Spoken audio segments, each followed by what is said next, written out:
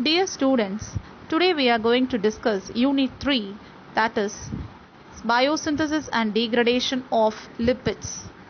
So before going into the topic, we will discuss about the digestion and absorption of lipids.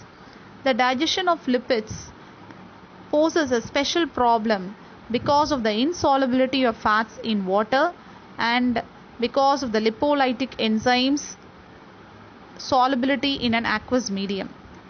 This problem can be overcome by emulsification of fats, particularly by bile salts. The breaking of large fat particles or oil globules into smaller fine particles by emulsification increases the surface exposed to interaction with lipases, and thus the rate of digestion is proportionally increased. The major site of fat digestion is the small intestine. Secretion of pancreatic juice is stimulated by the passage of an acid gastric contents into the duodenum and by the secretion of the gastrointestinal hormones secretin and CZKPZ, that is cholecystokinin and pancreozymin. Pancreatic juice has been shown to contain a number of lipolytic enzymes. They are pancreatic lipase, phospholipase A2 and cholesterol esterase. The pancreatic lipase is the most important, which hydrolyzes triglycerides containing short chain fatty acid as well as long chain fatty acid. Other two enzymes are required for phospholipids. The absorption of resynthesized triglycerides and other products, in that we can see about glycerol. Free glycerol released in the intestinal lumen is not utilized for resynthesis of triglycerides in intestinal epithelial cell. It directly passes to the portal vein and taken to the liver. Fatty acids, in that short chain fatty acids and medium chain fatty acids and unsaturated fatty acids, are absorbed to portal blood directly and taken to the liver. In short, we have discussed about the digestion and absorption of fatty acids. So let us move on to the sources of plasma-free fatty acid. Plasma-free fatty acids are derived mainly from lipolysis in adipose tissue, and a portion of free fatty acid is derived from degradation of circulating chylomicrons and VLDL by the action of the enzyme lipoprotein lipase. A small portion of plasma-free fatty acid is derived from absorption of dietary source, especially small chain and medium chain fatty acids, and also free fatty acid is obtained from synthesis from acetyl-CoA in liver cells, which are incorporated in triglycerides. In post-absorptive state, plasma contains 10 to 30 mg% of free fatty acid, most of which is transported in plasma as a loose. Methods by which fatty acids are oxidized in the body are as follows, that is beta oxidation, alpha oxidation, omega oxidation and peroxisomal fatty acid oxidation. Beta oxidation is the principal method of oxidation of fatty acids. The principal method by which fatty acids are oxidized is called beta oxidation, as I have said earlier. The tissues which are involved in beta oxidation are liver, heart, kidney, muscle, brain, lungs, testis and adipose tissue. These tissues have the ability to oxidize long chain fatty acids. In cardiac muscle, fatty acids are an important fuel of respiration. The enzymes involved in beta oxidation occurs in mitochondria. Several enzymes known collectively as fatty acid oxidase system are found in the mitochondrial matrix adjacent to the respiratory chain, which is found in the inner membrane. These enzymes catalyze the oxidation of fatty acid to acetyl-CoA. Fatty acids are in the cytosol of the cell, but fatty acids must be activated so that they can participate in the metabolic pathway. The activation requires energy which is provided by ATP. In presence of ATP and coenzyme A, the enzyme acyl-CoA synthetase catalyzes the conversion of a free fatty acid to an active fatty acid called as acyl-CoA. The presence of inorganic pyrophosphatase ensures that activation goes to completion by facilitating the loss of additional high-energy phosphate bond of PPI. Thus, in effect, two phosphate bonds are expended during activation of each fatty acid molecule. Let me explain you the role of carnitine in fatty acid metabolism. Active fatty acid, otherwise called as acyl-CoA, are formed in the cytosol, whereas beta oxidation of fatty acid occurs in mitochondrial matrix. Acyl-CoA are impermeable to mitochondrial membrane. Long-chain activated fatty acid penetrate the inner mitochondrial membrane only in combination with carnitine.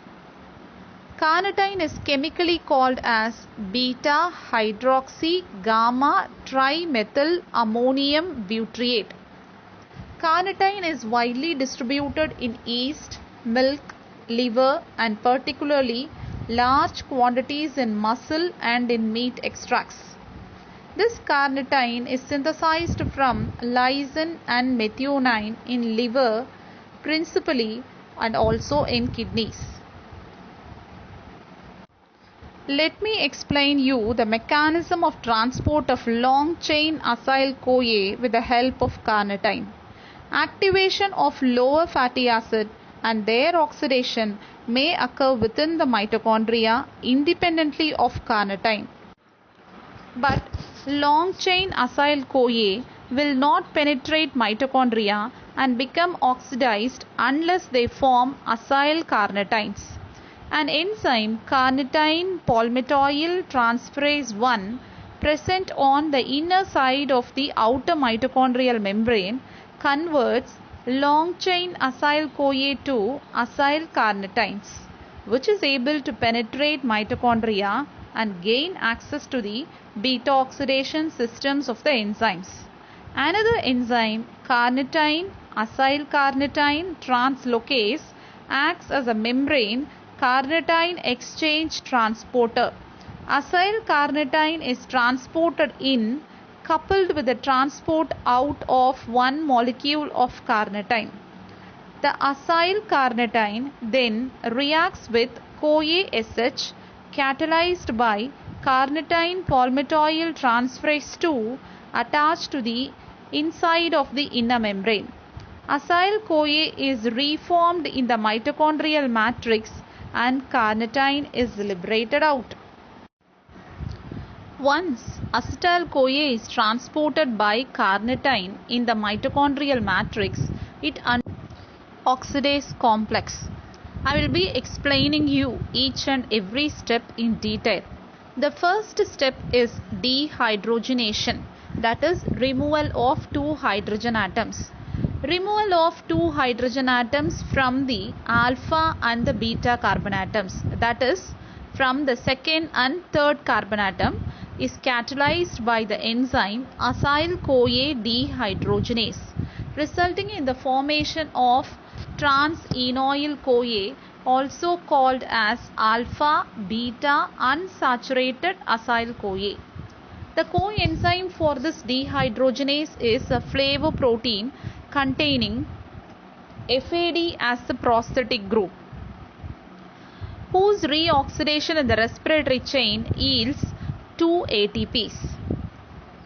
Second step is hydration, addition of one molecule of water.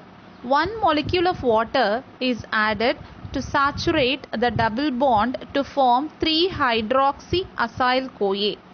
The reaction is catalyzed by the enzyme enoyl-CoA hydratase. The third step is again dehydrogenation, that is removal of two hydrogen atoms. The 3-hydroxyacyl-CoA undergoes further dehydrogenation on the third carbon, catalyzed by the enzyme 3-hydroxyacyl-CoA dehydrogenase to form 3-keto-acyl-CoA. The hydrogen acceptor of this particular reaction is NAD+. Reduced NAD when oxidized in respiratory chain produces 3 ATPs. The fourth step is thiolytic cleavage. Finally, 3-keto-acyl-CoA is split at the second and third position by thiolase, which catalyzes a thiolytic cleavage involving another molecule of CoA. What are the end products of this reaction? The thiolytic cleavage results in the formation of one molecule of acetyl-CoA and an acyl-CoA molecule containing 2 carbons less than the original acyl-CoA molecule, which enters for oxidation by the enzyme acyl-CoA dehydrogenase. In this way, a long chain fatty acid may be degraded completely to acetyl-CoA. This acetyl-CoA can then be oxidized to carbon dioxide and water, and thus complete oxidation of fatty acid is achieved. Thus, end product of beta oxidation of a long chain fatty acid will produce acetyl-CoA molecules. I am asking you a question. How many acetyl-CoA molecules are produced from beta oxidation of palmitic acid? Let me answer to this question. Palmitic acid is C15H31COOH. In beta oxidation, it will undergo 7 cycles producing 7 acetyl-CoA plus 1 acetyl-CoA in the last cycle. Totally 8 acetyl-CoA molecules will be formed, and those 8 acetyl-CoA molecules, if it enters into TCA cycle, it will be producing 96 molecules of phosphates. At the same time, this cycle, that is 7 cycles, will be producing 5 reducing equivalents. If it enters into electron transport chain, produces 35 ATPs. 96 plus 35 gives 131. That is 131 number of ATP molecules are formed. But in the initial activation of fatty acid, we have utilized 2 ATP molecules. So we are supposed to subtract 2 ATP molecules out of 131. We will be gaining 129 ATPs. So the total energy produced by the complete oxidation of one molecule of palmitic acid is. We have discussed about beta oxidation, how the fatty acids are activated in the cytosol to acyl-CoA, and how it is transported into the mitochondria with the help of carnitine, and how the process has been carried out in palmitic acid, and how much of energy is formed. These points we have discussed. Let us move on to the topic alpha oxidation. Alpha oxidation is another alternative pathway for oxidation of fatty acids, which involves decarboxylation of the carboxylic acid group after hydroxylation and formation of a fatty acid containing an odd number of carbon atoms, which subsequently undergoes repeated beta oxidation. No initial activation of fatty acid is necessary in this process. Next, we will discuss about omega oxidation. In omega oxidation, fatty acids undergo oxidation at the carbon atom, producing a dicarboxylic acid, which is then subjected to beta oxidation and cleavage to form successively smaller dicarboxylic acids. The oxidation usually occurs at the omega carbon atom, which is farthest removed from the carboxyl group. Both processes occur principally in brain microsomes.